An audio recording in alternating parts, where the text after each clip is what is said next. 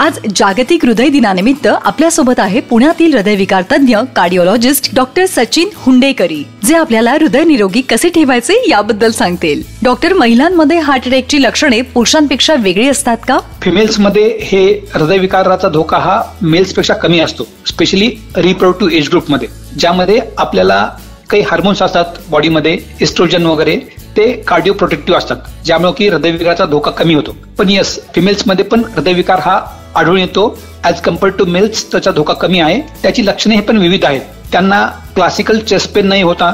काही लोकांना, बऱ्याच लोकांना फक्त दम लागणं किंवा फक्त अस्वस्थ वाटणं किंवा थकावट वाटणं, घाम येणं, काही लोकांना फक्त पाठीत दुखणं किंवा हेडेक होणं, अशी पण लक्षणे फिमेल्समध्ये जास्त आढळून येतात. त्यामुळं हृदयविकार हा फिमेल्समध्ये मिस होऊ शकतो. तर त्यामुळे हे लक्षणे जरी वेगळी असतील तरी त्याकडे लक्ष देणं खूप इम्पॉर्टंट आहे आणि त्यांचं पण रिस्क स्ट्रॅटिफिकेशन करून त्यांचं पण रेग्युलर इव्हॅल्युएशन करणं हे खूप गरजेचं आहे. डॉक्टर, हार्ट अटॅकची सामान्य लक्षणे काय आहेत? हृदयविकाराची साधारण लक्षणे खूप वैविध्यपूर्ण असतात. काही लोकांना छातीत दुखणे, दरदरून घाम येणे, पेस दुखणं, डाव्या हाताला किंवा जबड्याजवळ दुखणं, छातीवर दबाव येणं, जळजळ होणं किंवा अस्वस्थ वाटणं किंवा चालताना दम लागणं, अशी प्रकारची लक्षणं हे हृदयविकाराचे असतात. डॉक्टर, हार्ट अटॅक आणि हार्ट फेल्युअर मध्ये काय फरक आहे? नॉर्मली काय असतं की हृदयाचं काम काय आहे की आपल्या लंग्स मधून ऑक्सिजन युक्त रक्त सर्व ऑर्गन्स पर्यंत पोहोचवणं हे हृदयाचं काम आहे. पण जर हे हृदय आपलं काम पूर्णपणे करू शकत नसेल, त्याची कारणं विविध आहेत. त्यात हार्ट अटॅक हे एक प्रमुख कारण आहे. त्या व्यतिरिक्त काही लोकांच्या हृदयाच्या मसल विकनेसमुळे, ज्याला आपण कार्डिओमायोपॅथी म्हणतो, किंवा वॉलच्या इश्यूमुळे, ज्याच्यामध्ये मायटल स्टेनोसिस किंवा मायटल डिगर्टेशन, किंवा काही लोकांच्या मध्ये हार्ट खूप स्टिफ असतं, जसं की हाय ब्लड प्रेशर आहे किंवा किडनीचे आजार आहेत, त्यामुळे हार्ट स्टिफ असल्यामुळं हार्ट फेल होतं आणि हृदयाचं जे काम आहे ते हृदयाचं काम ते बरोबर करू शकत नाही. तर त्यामुळं त्या पेशंटला हार्ट फेल्युअर असं होतं.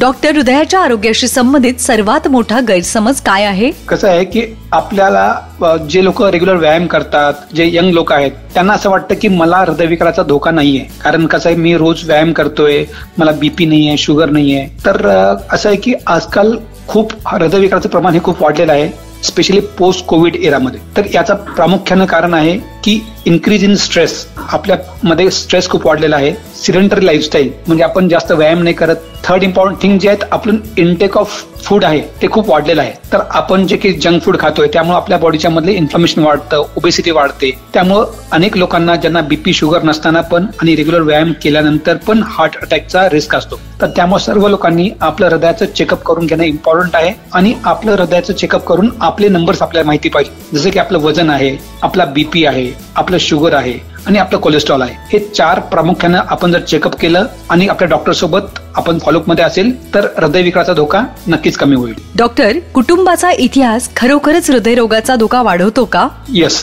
तर आपण बघतोय आजकाल की हृदयविकार हा खूप कॉमन आहे. त्यातले बरेचसे कारण आहेत, पण त्यात जेनेटिक हिस्ट्री किंवा फॅमिली हिस्ट्री ज्याला म्हणतो आपण, ज्या लोकांच्या मध्ये आपल्या आई वडिलांना, ज्या मेलमध्ये 45च्या आधी किंवा फिमेल्समध्ये 55च्या आधी जर हृदयविकार आला असेल तर त्यांच्या चिल्ड्रनमध्ये हार्ट अटॅकची रिस्क नक्कीच वाढते. तरी पण मी असं म्हणेल की bad genes with good lifestyle, म्हणजे आपल्या फॅमिलीमध्ये जर हिस्ट्री असेल पण आपली लाईफस्टाईल चांगली असेल तर आपल्याला हृदयविकाराचा धोका कमी होतो. पण जर आपल्यामध्ये फॅमिली हिस्ट्री पण आहे आणि आपण व्यायाम करत नाहीये, वजन जास्त आहे, आपलं चेकअप रेग्युलर करत नाहीये, तर या कारणामुळे आपल्याला हृदयविकाराचा धोका खूप पटीने वाढतोय.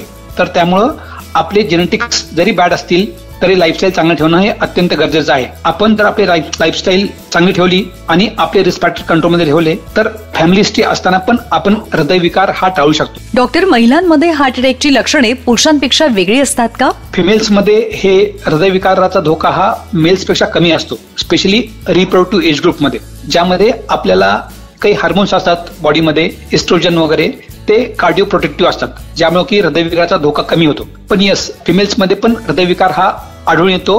ऍज कम्पेअर्ड टू मेल्स त्याचा धोका कमी आहे. त्याची लक्षणे हे पण विविध आहेत. त्यांना क्लासिकल चेस्ट पेन नाही होता.